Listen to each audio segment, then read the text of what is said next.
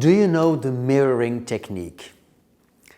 It's a very interesting technique to use to help us get faster creating a good rapport with people, be on the same wavelength with the person you're communicating with.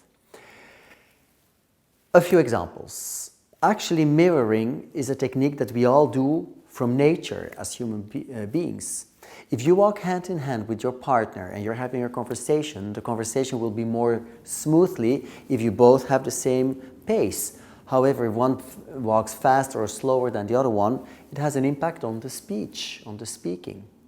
Or, for example, if your child has a nightmare, many parents will take that child, put it onto their chest, and have the child follow your breathing to relax. Mirror your breathing. Or if your child fell and wants to tell a story, we're going to kneel down and put our eyes at the same level and then really listen to what the child has to say. So these are techniques that you can use to be faster on the same wavelength. Now, one can use that technique on many different levels. You can use it on the non-verbal level. For example, if somebody has a very low-key body language, and here I am coming with all my gestures, I'm not creating rapport. Actually, I'm going to create disruption, or now I'm going to change the impact and take the focus away. So I'm going to change my body language. Or, for example, the same with the voice. If somebody has like a really nice, calm voice, I'm not going to start talking like this with all my intonation. No, I'm going to talk smoothly and really be following that person, having that same pace. Same with language or with words. If somebody has quite an academic language or quite a scientific language, I will follow and use that kind of a language. But if somebody has more like a funny language using humor, etc., I might do the same. So we are at the same wavelengths, and connection and communication is more smoothly transmitted. Same with, for example, clothing. I'm here in a professional context talking about communication skills as a trainer/coach, so this is a professional attire. But if I would use this attire giving training to blue-collar workers, after 5 minutes they would tell me, yeah, that's a really nice story, but go and tell our bosses. So when I work with blue collars, I often wear jeans and sneakers and a polo shirt, and so I'm at the same level, just putting myself in the reality of the other ones. Now, one of the interesting things one can do is we can use that. We can use that to put ourselves at the same wavelength, but we can also use it to impact, influence the other's behavior. Very often I work with people in personal coachings, and sometimes people are really not happy working with me, which I kind of find strange because I think it's always fun to work with me. Anyway, so they come and they sit down and they really are going to hang in their chairs, cross their arms and legs, put their head to the back, and they're like looking at me, and you really see on their face, what am I doing here? He really thinks he knows it all, Mr. Coach.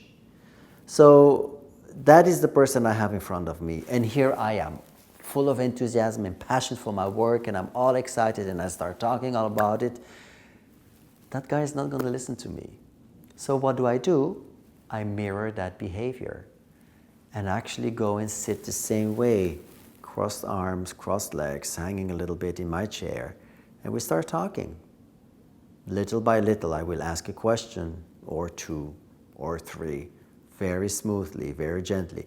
And little by little, I will start changing my body language. Open my arms, put myself more straight in my chair, maybe bring my body a little bit forward in the conversation. The magic happens because 95% of people will follow my body language without them even realizing it. Now, my coaching goes easier if I can have this kind of contact than if I have that kind of contact. So we can very easily really start adapting people's behaviors by having them follow you. And that's what people do unconsciously. We want to blend in, be at the same wavelength with our environment. You can do that on other levels, like culture. For example, being able to know what kind of language in the culture is accepted or not. Or for example, in the Far East, out of respect, they will give something with their two hands, like a business card. So you take it with your two hands, you mirror yourself. A lot of those little interesting intercultural things that can help you to also be at the same wavelength. Now, what is interesting when we talk about this whole mirroring thing is that not only I can lead, but I can also have people follow me. You will see that a lot of politicians use that. Barack Obama was a great example of that.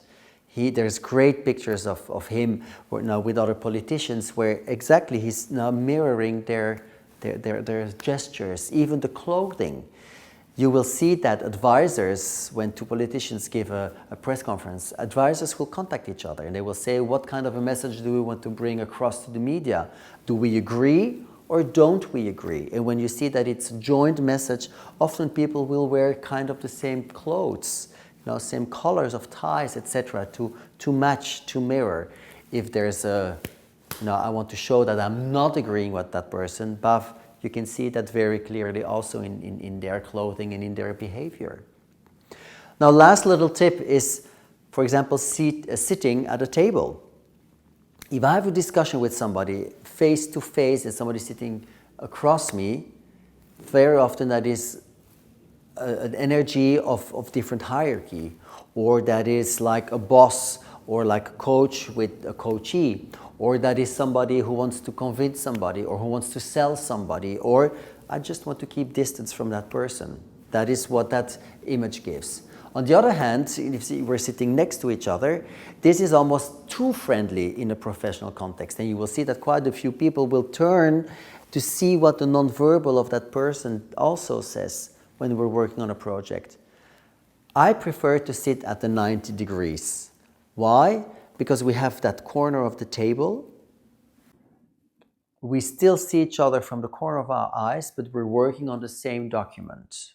It's a great position for evaluation, for sales discussions, for difficult messages. You will see that just by changing the posture at the table, the position at the table, will have automatically a different impact.